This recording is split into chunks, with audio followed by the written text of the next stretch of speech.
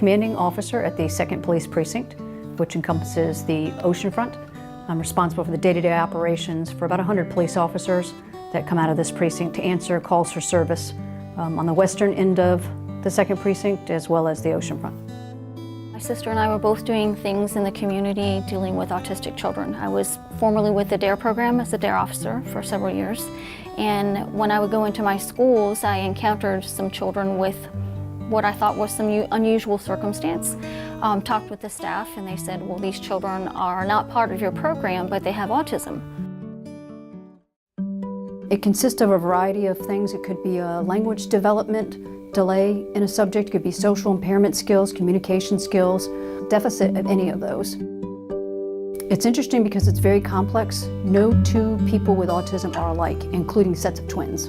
Some are incredibly high functioning, and if you didn't know about the label of autism, you would not presume there was anything wrong with them until you got to the social interactions. Some of them would be a bit awkward and not have your normal responses. But in general, again, it's a developmental situation with their brain. We go to the bounce house once a month on a Sunday from 6:30 to 8:30, and I take kids who are on the spectrum. I pair them up with somebody who is not. They play together for the entire 2 hours. That person's responsible for making sure that they don't get hurt when they play, that they go to the restroom, and then every 15 minutes they're drinking water. I like helping little kids out when maybe they might not have somebody. They might look up to me and like, oh, he's a leader, I want to be like him, something like that. I like seeing other people smile, even if it's just for me. Because I come here a lot of people I know now, and so the more I know them, the more people my brother will know, and the more he can interact with people.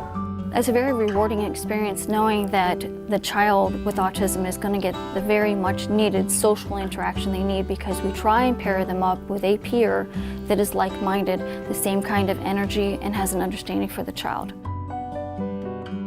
How it's grown is interesting because my original design was just for the kids to play together in a judgment-free zone where nobody else would really bother them and they could just be themselves and play. First and foremost, realizing children with autism are just children. So it's been instrumental in knowing that this is a safe place for them to come to, where they can actually just kind of let loose, have fun, and not be judged by anybody.